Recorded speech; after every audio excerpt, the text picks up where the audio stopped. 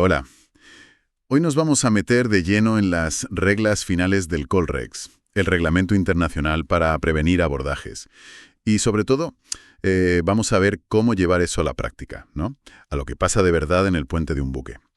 Tenemos un material interesante que, bueno, analiza esas reglas sobre exenciones, los procedimientos para actualizar todo esto y, lo que me parece más, digamos, jugoso, unos escenarios prácticos. La idea es pillar bien estas reglas que a veces se quedan un poco olvidadas y, sobre todo, probar cómo funcionan las normas generales en situaciones reales. Como una simulación, vaya.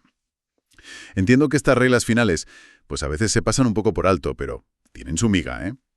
Podríamos empezar quizás por esa de las extensiones, la regla 38. Parece un buen punto de partida. Claro que sí. La regla 38, la de exenciones. Es importante, aunque sea cortita.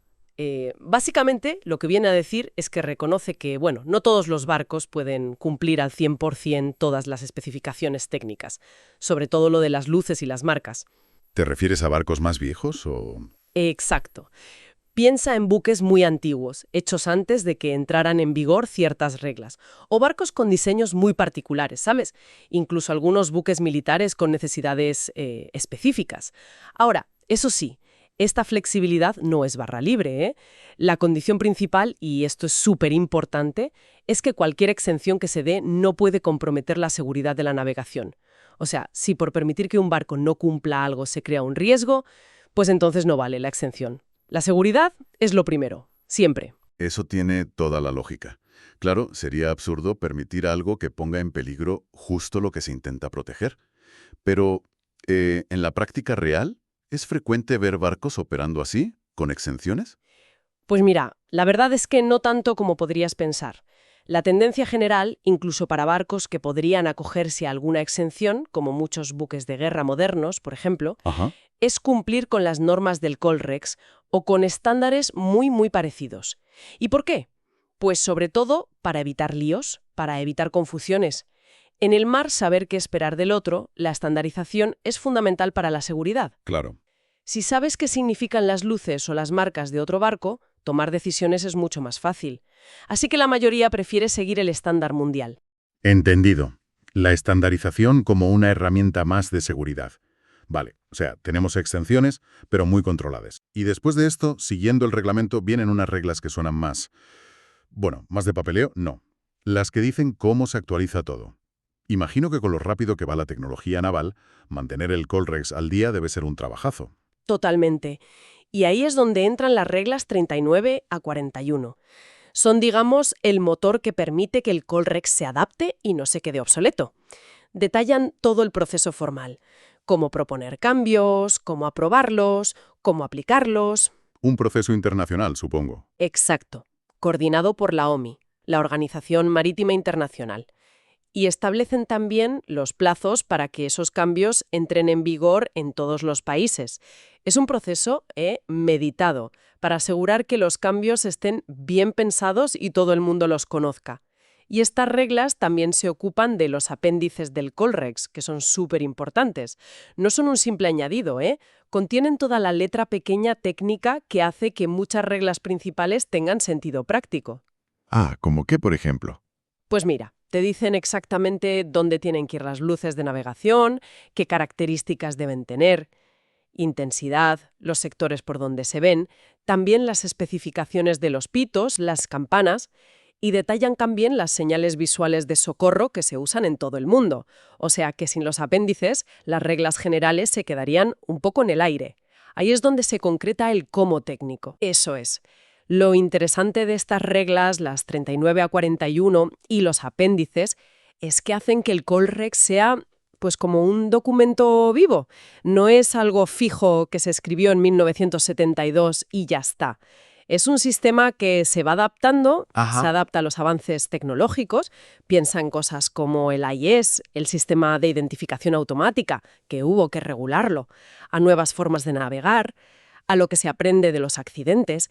Así se aseguran de que el reglamento siga siendo útil y eficaz para la seguridad en el mar. Documento vivo. Me gusta esa idea. No es solo empollar normas, sino entender un sistema que cambia. Vale. Creo que ya tenemos una visión clara de estas reglas finales, pero como decíamos al principio, donde se ve de verdad la importancia de todo esto es en la práctica. ¿Qué te parece si nos ponemos en situación? Como si estuviéramos ahí, en el puente, y vemos cómo aplicaríamos las reglas en algunos casos. Perfecto. Es la mejor forma de que todo esto cuaje. Venga, vamos a ello. Vale, primer escenario. Imagina, estamos al mando de nuestro barco, uno de propulsión mecánica normal. Es de noche, pero hace bueno, se ve bien, mar tranquila. Y detectamos por estribor a nuestra derecha otro barco. Y lo importante, vemos que su posición relativa, la de mora, casi no cambia, se mantiene ahí. Y vemos claramente su luz roja de costado. ¿Qué significa esto y qué deberíamos hacer? Bueno, este es un caso de libro. Una situación de cruce como dice la regla 15. Tenemos varios datos clave. Otro barco a estribor, la demora constante, que eso siempre indica riesgo de abordaje de choque, y vemos su luz roja, que es la de su costado de babor. La regla 15 es súper clara aquí. Si dos barcos de propulsión mecánica se cruzan y hay riesgo de abordaje, el barco que ve al otro por su estribor tiene que maniobrar, tiene que ceder el paso. Así que en este caso nos toca a nosotros. ¿Somos el barco que cede el paso? Tenemos que actuar. Vale, tenemos que maniobrar. ¿Y cuál sería la maniobra buena? ¿La recomendable? Pues la acción tiene que ser, como dice la regla 8, con franqueza, o sea, clara, con tiempo suficiente y que el otro barco la vea bien. En un cruce así, lo más seguro y lo que se hace siempre es cambiar el rumbo bastante a estribor. A la derecha. Eso es. El objetivo es pasarle por la popa, por detrás, de forma clara. Caer a babor a la izquierda podría ser peligroso, crear confusión porque irías hacia su proa o le cortarías el paso. Maniobrar a estribor es lo que el otro espera, y lo más seguro. ¿Entendido? Caer a estribor para pasar por popa. Sí, parece lo más lógico y seguro para los dos. Clarísimo. Venga, cambiamos de situación. Segundo escenario. Ahora estamos navegando en un canal estrecho, o una vía de acceso. Somos un barco de propulsión mecánica. Y por detrás, por la popa, se nos acerca otro barco, que parece más grande o más rápido, y quiere adelantarnos. Y este barco da una señal con el pito, 2 pitadas largas seguidas de una corta. ¿Qué quiere decirnos y cómo le respondemos si vemos que sí que puede adelantarnos sin peligro?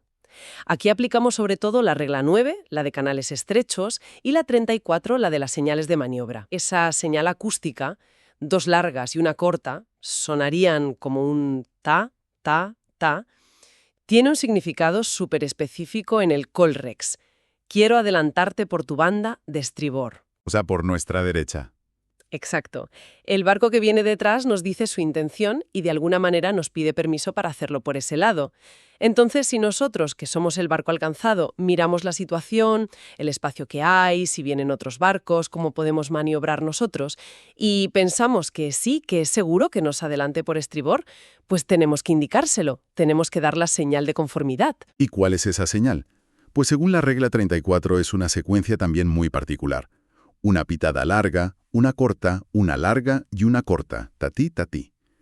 Ese diálogo con pitos confirma que estamos de acuerdo y que vamos a facilitar la maniobra si podemos. Qué curioso ese código de pitos tan concreto. ¿Y si no estuviéramos de acuerdo? Si pensáramos, esto no es seguro. Buena pregunta. Si vemos que la maniobra es peligrosa o tenemos dudas, no damos la señal de conformidad, claro. En vez de eso, la regla 34 dice que tenemos que dar la señal de dudas, 5 o más pitadas cortas y muy rápidas. Ti, ti, ti, ti, ti. Una alarma. Algo así. Le dice claramente al otro barco, oye, no entiendo qué quieres hacer, o, más directo, tengo dudas, esto no me parece seguro, no sigas. Es una forma de parar la acción hasta que esté todo claro o sea seguro. Una comunicación vital, aunque sea solo a pitidos. Vale, vamos a un escenario que siempre da más respeto. La visibilidad reducida, de la prudencia. Y de pronto empezamos a oír una señal acústica que se repite cada poco tiempo. Una pitada larga seguida de 2 cortas, ta, ti, ti. ¿Qué podemos pensar al oír eso? ¿Y qué deberíamos hacer rápido según las reglas? La niebla. Vale, esa señal, una larga y 2 cortas, en visibilidad reducida, es una de las señales clave de la regla 35. Y nos dice muchísimo sobre quién la está haciendo. Para empezar, no es un barco de propulsión mecánica normal y corriente que está navegando. Ajá. Entonces, ¿quién es? Esa señal la usan los barcos de vela, los barcos de pesca, estén pescando o no. Barcos que tienen capacidad de maniobra restringida. Imagina uno que pone cables submarinos o un dragaminas. Barcos que no pueden maniobrar bien por su calado o un barco que está remolcando a otro. En resumen, identifica un barco que por lo que es o lo que está haciendo, tiene limitaciones o ciertas prioridades según las reglas. O sea que oír esa señal ya te pone en máxima alerta. Sabes si no es un encuentro normal. Exacto. Y como estamos en visibilidad reducida, ahí se activa la regla 19, la de cómo actuar así, y oímos esa señal concreta, tenemos que actuar ya, y con mucho cuidado. Lo primero, bajar la velocidad a la mínima de gobierno. O sea, lo más despacio posible, pero pudiendo aún controlar el rumbo. Mínima velocidad. Sí. Y si detectamos al otro barco solo por el radar y parece que hay riesgo de abordaje, o si oímos una señal de niebla por delante de nuestro través y no podemos evitar acercarnos demasiado, tenemos que reducir la velocidad al mínimo o incluso parar las máquinas del todo. Parar máquinas. Sí, sí es necesario. Y por supuesto navegar con una precaución extrema. Usar todo lo que tengamos, el radar ploteando bien, vigilar a tope con la vista y el oído, y evitar cambios de rumbo bruscos solo por lo poco que te dice el radar o la señal acústica. La prioridad absoluta es no chocar cuando tienes tan poca información y el riesgo es tan alto. Extrema precaución y mínima velocidad. La niebla de verdad lo cambia todo. Tomar decisiones con tan pocos datos tiene que ser de lo más difícil en el puente. Venga, vamos con un último escenario para cerrar el círculo. Cuarto escenario. Otra vez noche, pero ahora sí, buena visibilidad. Somos un barco de propulsión mecánica. Y vemos a otro barco a cierta distancia. Vemos dos luces suyas principales. Una luz blanca, que parece la de tope de proa, y una luz roja que identificamos como su luz de costado de babor. ¿Qué tipo de barco es probablemente?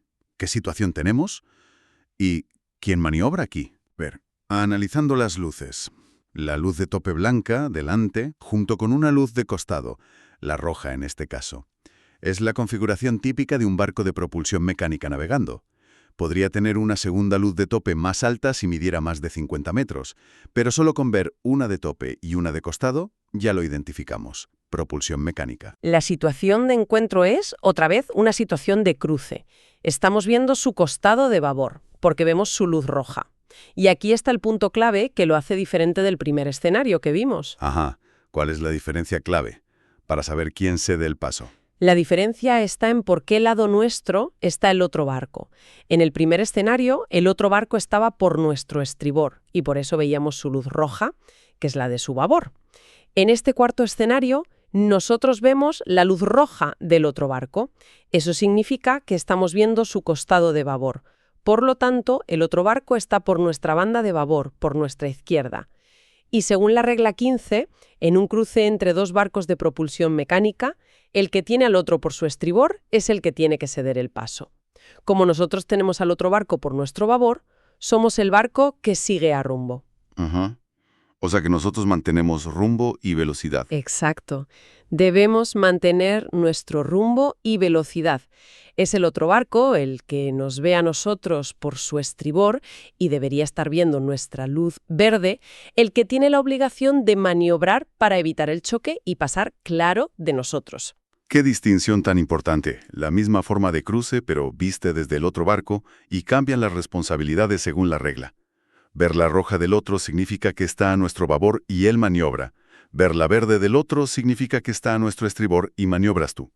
Es fundamental no liarse. Fundamental. Identificar bien las luces y por qué banda viene el otro es básico para aplicar bien la regla de cruce. Eso sí, aunque seamos el barco que sigue a rumbo, la regla 17 también dice que tenemos que vigilar bien y actuar si vemos que el otro, el que tiene que ceder paso, no lo hace a tiempo o su maniobra no es suficiente. Nunca hay que confiarse ciegamente, ¿eh? Claro, la responsabilidad final de evitar el abordaje siempre está ahí, para ambos. Bueno, pues hemos pasado desde esas reglas finales sobre exenciones y cómo se actualiza el reglamento, hasta meternos de lleno en escenarios prácticos. Cruces, adelantamientos, la difícil niebla. Si tuviéramos que sacar una idea principal de todo esto, ¿cuál dirías que es? Yo creo que el mensaje clave es que el Colrex es mucho más que solo unas normas para aprenderse de memoria. Es una herramienta viva. Es como un lenguaje común que se ha desarrollado con siglos de experiencia en el mar, pensado para que los barcos puedan convivir y navegar seguros en un espacio que comparten y que a veces es peligroso. Ujú. Conocer las reglas es el primer paso, claro, es imprescindible. Pero la verdadera esencia de la marinería está en saber interpretarlas bien en cada momento, aplicarlas con buen juicio y sobre todo con la prudencia que hace falta según las circunstancias, especialmente cuando tienes poca información o es ambigua, como pasa con la niebla. Esa mezcla de saber las reglas y tener sentido común marinero, como se dice. La prudencia como el complemento necesario. Exactamente. Las reglas te dan el marco, la guía, pero la decisión final en el puente muchas veces implica valorar la situación concreta, intentar adivinar qué va a hacer el otro y actuar con decisión y seguridad, basándote tanto en las reglas como en la experiencia y el buen criterio. Totalmente de acuerdo. Y esto me deja pensando, y quizá es una buena reflexión final para quien nos escucha. Hemos visto lo crítico que es interpretar bien luces y sonidos, señales que a veces son mínimas, como manda el Colrex.